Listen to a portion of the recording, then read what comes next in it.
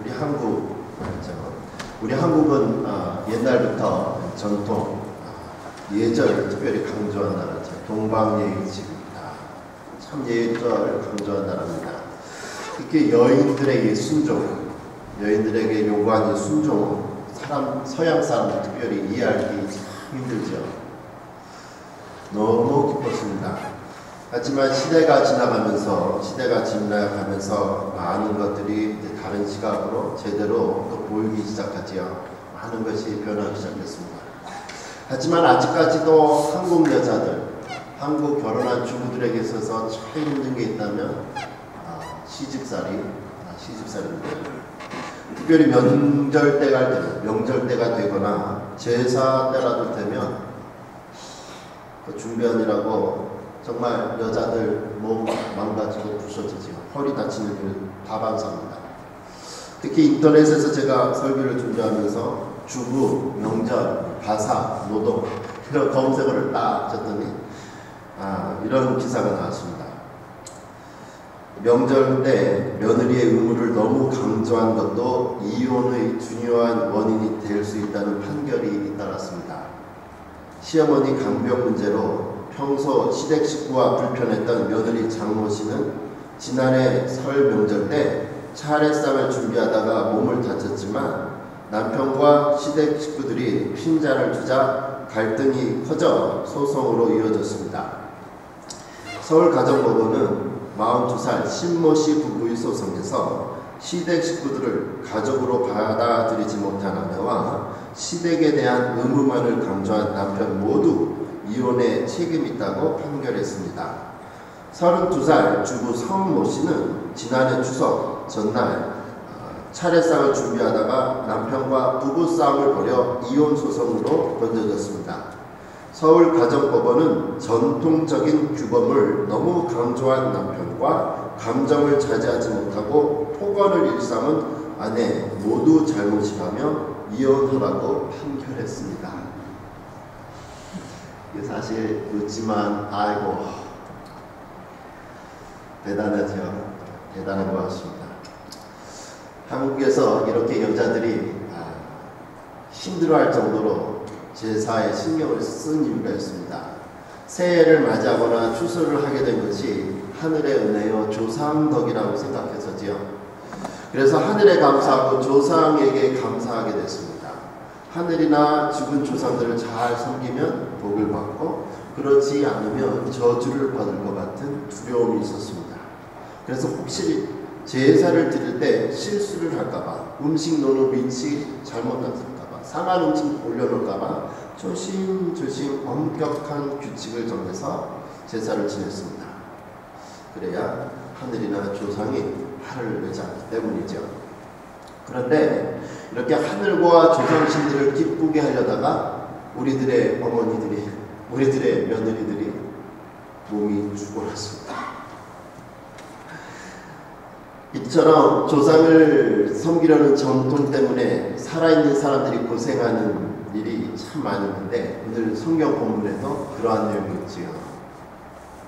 예수님은 어떻게 보면 가는 곳마다 우리 예수님은 사고뭉치셨던 것 같아요. 가는 곳마다 싸움이 일어나고 다툼이 예수님 가는 곳마다 일어났습니다. 아니면 그렇게 보면 예수님은 일부러 건수를 하나 만들어가지고 신앙생활 잘하고 있는 바리새인들, 서기관들 잘하고 있는데 괜히 엉뚱한 행동을 해가지고 건수 하나 만드시는 그런 분처럼 보일 수도 있었습니다. 오늘 본문에서도 그냥 남들이 하는 대로 그냥 하면 괜찮았을 텐데 예수님이 또 다른 돌출 행동을 하셨네요. 예수님 사시던 당시에 이렇죠. 예수님은 사실 훨씬 이전부터 중동 지역이니까 사막이 많고 모래가 많고 건조하니까 먼지가 많잖아요. 밖에서 우리도 들어오면 밥 먹기 전에 손 씻지만 당시에는 손을 너무 깨끗이 잘 씻었습니다. 특별히 깨끗이 씻어야죠. 발도 잘 씻었습니다. 좋은 습관인데 예수님이 일부러 손을 안 씻고 예수님의 제자들도 손을 안 씻고 음식을 먹는 거죠. 예수님 하나 사건 만드셨습니다. 안 그래도 예수님에 대해서 질투를 느꼈던 사람들이 묻지요. 아니 왜 당신과 당신 제자들은 손을 씻지 않습니까? 왜 전통대로 손을 씻지 않습니까? 묻습니다. 여기서 유대인들이 말하는 전통이란 무엇인가가 이제 생각을 해봐야 되죠. 예수님 2000년 전 사람이죠. 그리고 예수님이 오시기 1000년 전, 그러니까 지금부터 약 3000년 전에 이스라엘의 부족 국가에서 왕국의 개념으로 이제 시작이 됩니다. 그런데 얼마 못 가죠. 하나님 잘 섬기지 못해서 하나님이 예수님 오시기 586년 전에, 지금으로부터 2586년 전에 나라 역사가 450년 정도 되고선 아주 망하게 만들고 사람들을 포로로 끌어갑니다. 70년의 포로 생활이 있었다면 사람들이 돌아오죠. 돌아오면서 곰곰이 생각한 거예요. 우리는 분명 하나님의 선택받은 백성인데 왜 우리가 망했을까? 왜 하나님이 선택받은 자식들조차도 회초를 치고 망하게 하고 포로로 끌려가게 하는가 생각하게 됐습니다. 도대체 뭐가 문제냐? 연구하고 보니까 결론 딱 하나 났습니다. 우리가 하나님의 자녀라고 교만하게 생각만 하고 정작 하나님의 말씀은 지키지 않았구나. 그래서 하나님은 화나셨구나. 그러면 어떻게 됩니까? 이제부터 하나님 말씀 잘 듣자, 잘 지키자 라는 생각, 좋은 생각이었습니다. 그런데 생각을 하다 보니까 이 법이라는 걸 잘 지키려다가 혹시나 잘못 어길까봐 하나님이 주신 법에 대해서 무려 10배나 더 많은 법을 쌓은 거예요. 이 법을 지키기 위해서 우리가 추울 때 몸을 따뜻하게 해서 옷을 입는 것처럼 법을 지키기 위해서 10겹에 해당하는, 10배에 해당하는 법을 세부 조항을 만들었습니다. 그렇게 되면 혹 곁에 옷 찢어지고 다쳐도 밑에 몸은 건 괜찮잖아요. 하나님 법보다 10배 해당하는 법을 자세하게 이것을 지키려다 보면 혹 실수를 해도 법은 깨지지 않아도 된다. 하나님 진노하지 않을 것이다. 라는 이런 생각을 했습니다. 이런 생각 중에 하나가 뭐였냐면 음식을 먹기 전에 더러운 손으로 하나님 예배 드리면 안 되니까 깨끗이 씻자. 그리고 하나님께 예배를 드리고 우리가 귀한 하나님의 몸인데 몸에 들어가는 음식물을 또 깨끗이 잘 정결하게 하자. 더군다나 우리가 먹는 그릇이나 주전자 이런 거 이방인이 혹 당시에는 많이 만들었는데 더러운 이스라엘 사람이 아닌 사람들이 만든 걸로 우리가 음식을 먹을 수 없고 하나님께 제사들을 섰으니까 이것도 주전자도 그릇도 국그릇 밥그릇 깨끗이 씻자. 법으로 만들어놨습니다. 이걸 무시하고 예수님이 손도 안 씻고 식사를 하시네요. 예수님이 이렇게 했다가 잘못해서 하나님의 법이 깨져가지고 온 이스라엘이 다 벌받을까봐 지금 묻는 거죠. 왜 장로들이 이렇게 전통을 만들어놨는데 왜 손 깨끗이 안 하고 먹습니까? 묻는 거예요. 이때 예수님께서 일부러 손을 씻지 않는 모습을 보여주시면서 이야기를 전개해 나가려고 하시는 거죠. 6절과 7절에 예수님 이렇게 말씀하십니다. 이르시되 이사야가 너희의 외식하는 자에게 대하여 잘 예언하였도다. 기록하였으되 이 백성이 입술로는 나를 공경하되 마음은 내게서 멀도다. 사람의 계명으로 교훈을 삼아 가르치니 나를 헛되이 경배하는도다. 성경이 너희는 외식하는 자다 하고 이야기하고 있습니다. 여러분 외식하는 거 뭔지 아시죠? 우리 아이들에게 제가 어느 책을 읽어보니까 우리 어머니 아버지는 목사님인데 우리 어머니 아버지가 우리에게 너희는 외식하는 자가 되지 말라고 하셨다. 근데 난 정말 외식이 좋다. 여기서 외식은 밖에 나가서 사 먹는 걸 얘기하는 게 아니고 겉모양, 속모양이 다른 걸 얘기하는 거죠. 예수님이 하시는 말이 그거예요. 너희들은 하나님 사랑합니다, 삼대랑합니다 하는데 입술로만 사랑하고 마음과 행동은 전혀 다르다. 라는 이사의 말씀을 이야기하고 있습니다. 그렇게 공격을 하니까 이해를 못하죠. 갑자기 손 닦는 거랑 외식하고 무슨 상관인가 이해를 못하니까 예수님께서 다시 한번 말씀합니다. 너희가 하나님의 계명은 버리고 사람의 전통을 지키느니라. 또 이르시되 너희가 너희 전통을 지키려고 하나님의 계명을 잘 버리는도다. 하나님의 계명을 버리고 사람의 전통을 지킨다. 너 전통을 지키려고 하나님의 계명을 버리고 갈수록 헷갈려요. 이게 무슨 얘기인지 이해를 못했습니다. 예수님 분명히 이해를 못하니까 다시 이제 10절부터는 실생활의 한 예를 들어서 말씀하시죠.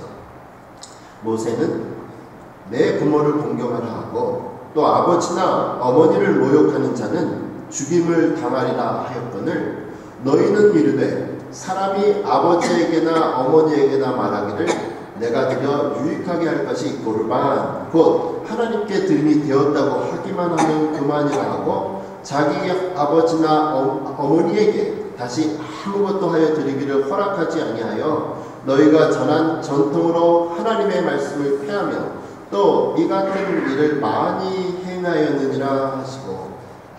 이게 도대체 무슨 얘기예요? 고르반은 또 뭐예요? 우리 고롭게는 아는데 고르반은 또 뭔지 모르겠어요. 고르반은 뭐예요? 고르반 이런 내용이죠. 10절에서 뭐래요? 예수님 말씀하시면 모세의 율법에 10계명에도 5번째 보면 내 부모를 공경하라고 했다. 공경하지 않으면 죽이라고까지 했다. 그런데 너희들은 그 말씀과 전혀 다른 생활을 한다 하면서 고르반이다. 하나님께 드렸다라는 뜻인데 부모, 자녀로서 이제 연로한 부모를 같이 부양하고 같이 당신은 같이 살았으니까 의식주를 책임져야 되는데 너가 하나님에 대한 사랑이 너무너무 깊어서 이제 이 밥도 이 쌀도 벼도 아니면 이 음식물, 물, 고기, 과일 모든 걸 다 너희 부모님께 드려야 될 양이 있는데 그걸조차도 이건 하나님께 드리는 것이다.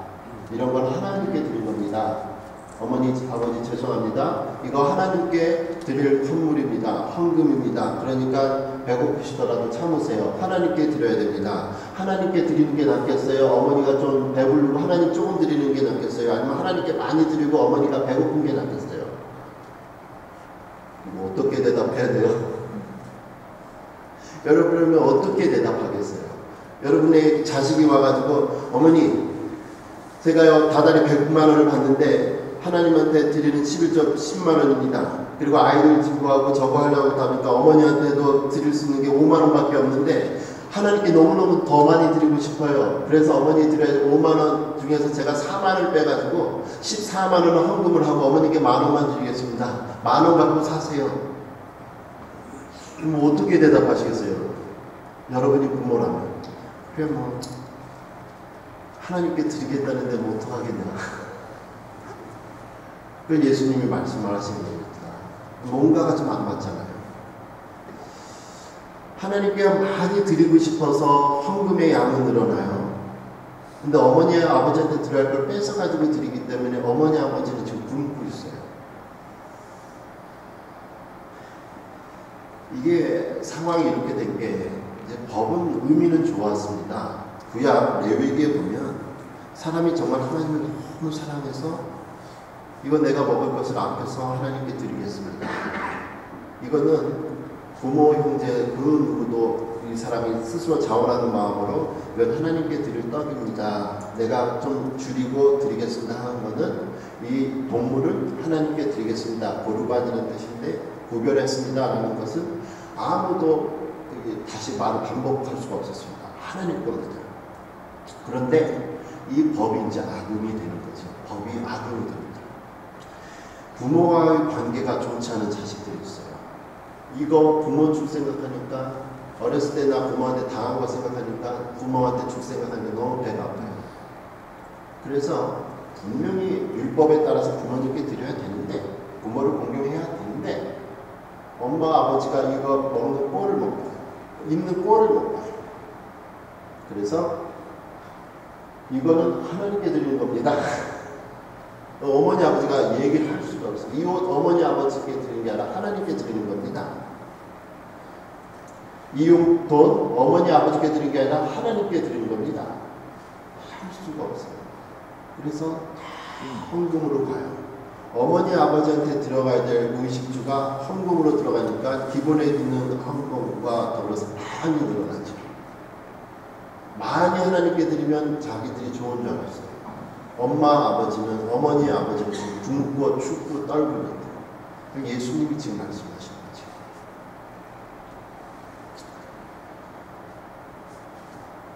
하나님이 법을 만드신 것은요, 서로 부딪히지가 않습니다. 하나님이 만드신 법은 사람을 잡는 게 아니라 사람을 살리는 게 하나님 법입니다. 하나님의 가르침은요, 가정의 파괴가 아닙니다. 사람들과의 관계의 파괴가 아닙니다. 하나님의 가르침은 회복이고 세움입니다. 조선시대 다산정여학을 들어보셨어요? 정여학을, 다산정여학을 선생님이 목민심서라는 책을 지었죠. 관리로서 어떻게 백성들을 잘 다스려야 되는가, 그 마음, 목민심서를 적었습니다. 그 책에 나오는 내용인데, 남원이라는 동네에 한 부자가 있었습니다. 근데 이 부자가 선조시대에 일어난 일인데, 부자가 당시에 절에서 잘못 가르치는 이 정통절이 아닌 잘못 가르치는 이 사교, 잘못 종된 이 절 종교에 빠지게 됐습니다. 그래서 모든 재물을 다 바쳐서 부처를 섬기고 모든 땅을 이 만복사라는 이 절에, 만복사라는 절에 다 바쳤습니다. 땅 문서까지 절에 다 바쳤습니다. 그러면 복이 올 줄 알았습니다. 그런데 얼마 있지 않아서 굶어 죽을 형편이 됐습니다. 외아동 아들 하나 있었는데 이 외아동 아들은 먹을 게 없으니까 졸지 아버지가 헌금을 다 절에다 했으니까 먹을 게 없으니까 구걸하면서 이제 하루하루 살고 있습니다. 억울하거든요. 그래서 사또한테 하소연 했습니다. 다시 돌아오게 해주십시오. 우리 땅 문서 좀 환원시켜 주십시오. 다시 뺏어 좀 주십시오. 우리 굶어 죽습니다. 근데 이게 법적인 절차가 완벽했거든요. 스스로 준 거예요. 절에서도 줄 생각을 안 해요. 법적으로도 이거는 완벽한 합법이니까 상소를 할 때마다 실패로 돌아갑니다. 너무너무 억울해서 이 친구가, 외아들이 더 높은 관리를 찾아와서 항소를 하죠. 사정이 이렇습니다. 좀 봐주십시오. 네, 이런 답이 왔습니다. 제가 목민심서 한글 번역판에 있는 내용이 있습니다. 전답을 시도한 것은 당초부터 복을 구하기 위함이었는데 지금에 와서 몸은 이미 굶어 죽기에 이르고 자식은 구걸 행각을 하니 부처의 영업 없음을 이로써 능히 알 수 있는 바이다. 그러니 만복사의 중은 시주로 받았던 전답을 다시 그 주인에게 돌려주고 복은 부처에게서 받도록 하라. 이에 온 동네가 즐겨 웃었다라는 내용이 있습니다. 사랑하는 우리 성도 여러분, 우리가 하나님을 사랑한다고 하면서 다른 사람들을 아프게 하는 경우 얼마나 많아요. 우리는 하나님을 사랑합니다. 그래서 하나님 중심, 예배 중심, 성경 중심의 신앙생활을 하지요. 그리고 그걸 원합니다. 그러나 이렇게 좋은 성경적 예배 생활을 한다고는 하지만 내가 세워놓은 전통과 가치관에 맞지 않는 사람들을 볼 때가 있습니다. 그때 내가 세워놓은 전통과 가치관에 맞지 않는 사람은 다 틀리다. 큰일 나죠. 저는요, 술도 안 마시죠, 담배도 안 마시죠, 커피도 안 마시죠. 저는 소다도 안 마셔요. 이런 기준으로 제가 여러분을 다 봐봐요. 전 미국에 와서 공부하면서 10년 동안 주일날 공부한 적도 없어요. 이런 기준으로 제가 주일을 지키는 예배를 기준으로. 가스 스테이션에서 주일날 가스 한 번인가 두 번. 그런 것밖에 없어요. 주일 범하지 않아요. 이런 기준으로 제가 여러분을 모습해요. 사랑할 사람이 누가 있어요. 그렇다고 제가 대단한 사람은 그건 아닌데. 자기만의 가치관이 있잖아요. 가치관이 있잖아요. 그거 안 맞는다고 너는 틀려, 너는 틀려, 너는 틀려. 나의 가치관이 결코 절대적인 성경적 가치관이 될 수 없습니다. 그러나 성경보다 나의 기준이 더 앞서면 사고가 납니다. 성경의 기준이 아닌 나의 가치관 때문에 사람 사이의 관계가 깨질 수 있습니다. 부모 형제 사이의 의가 깨질 수 있습니다. 가정이 깨질 수 있습니다. 나의 가치관과 전통과 기준 때문에 교회가 깨질 수 있습니다. 오늘 본문에서처럼 자식이 하나님께 드려야겠다고 한 헌금 때문에 부모는 굶고 있을 때 그 헌금 하나님이 받으시겠습니까? 내가 아무리 하나님을 사랑한다고 하지만 사람과의 관계가 깨어진 상태에서 드려진 11조 주일헌금, 선교헌금, 여러 목적 헌금들 하나님께서 기뻐하시겠는가? 내가 하나님을 사랑한다고 해서 예배 중심의 삶을 살기 위해 오늘도 이렇게 시간을 구별해서 하나님께 예배를 드립니다. 하지만 시간을 내서 관계가 불편한 사람들을 찾아가지 않고 만나지 않고 회복하지 않는다면 하나님께서 이 예배 받으시겠는가?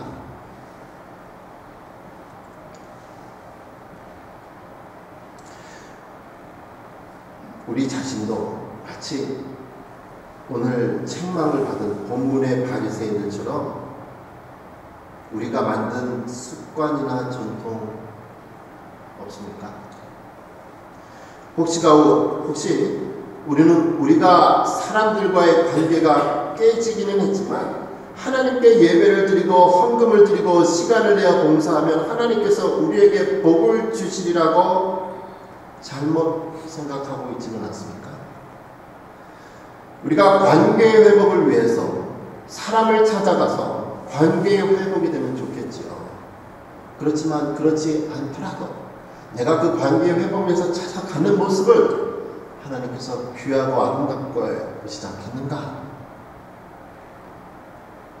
우리 예수님은 우리가 알지도 못하는 사이에 우리가 세워놓은 이 규칙 때문에 사랑과 용서의 복음이 막히는 것을 원치 않으십니다.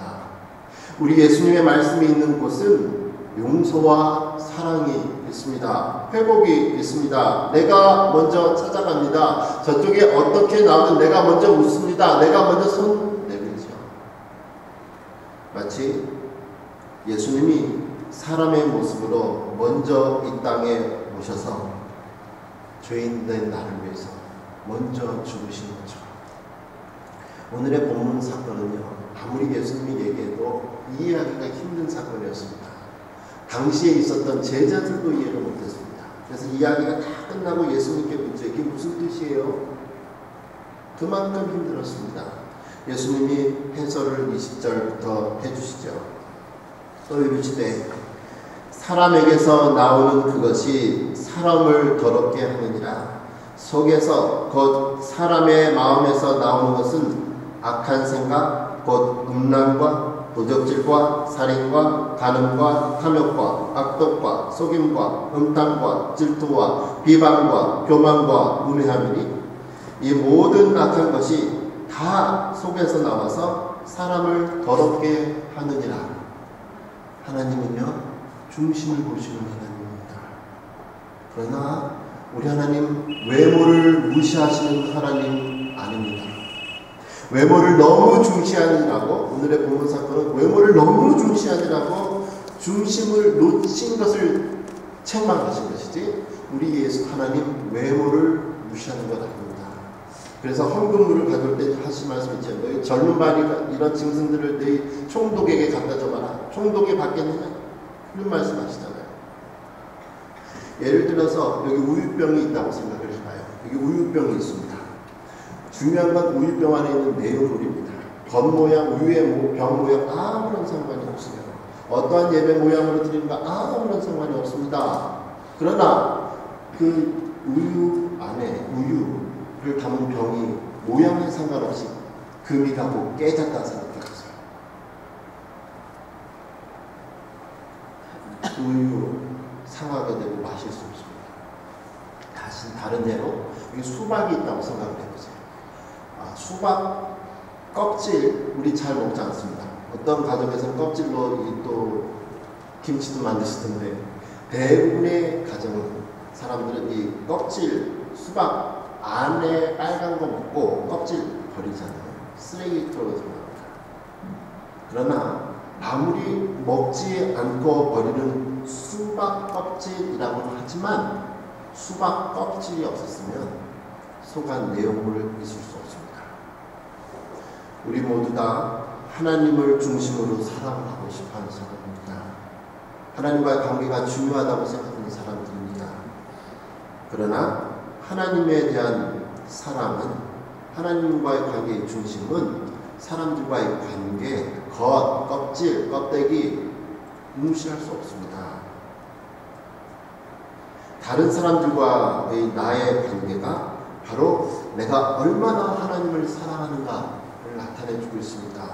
수박이 있는데 금이 쫙쫙 간 수박 누가 사겠어요? 금 바깥에가 복숭아 찌그러지고 깨지고 상한 겉모양 상한 복숭아 누가 먹겠어요? 속 뻔히 아는 사람과의 관계가, 부부 관계가, 부모와 자식과의, 형제와 형제 사이의 관계가, 교인과 교인과의 관계가 깨지면 그리고 나서 드려지는 예배 하나님 받으시기 바랍니다.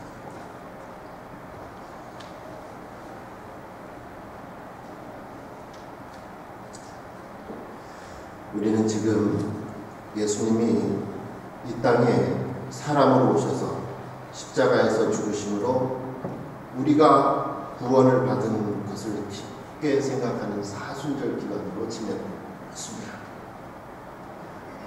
하나님은 우리에 대한 사랑은 원수된 우리 사람을 위하여서 십자가에서 죽음으로 표현이 되었습니다.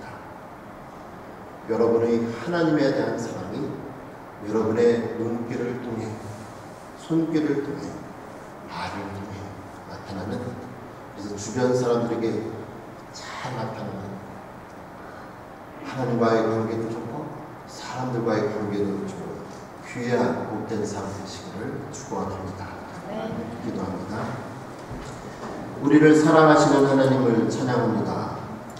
오늘도 우리가 만든 생각에 사로잡혀 오늘 성경의 바리새인들처럼 되지 않도록 은혜를 내려 주십시오. 하나님의 사랑을 입과 손과 발을 통해 나타나는 귀한 인생이 되도록 내려 주십시오. 예수님 이름으로 기도합니다.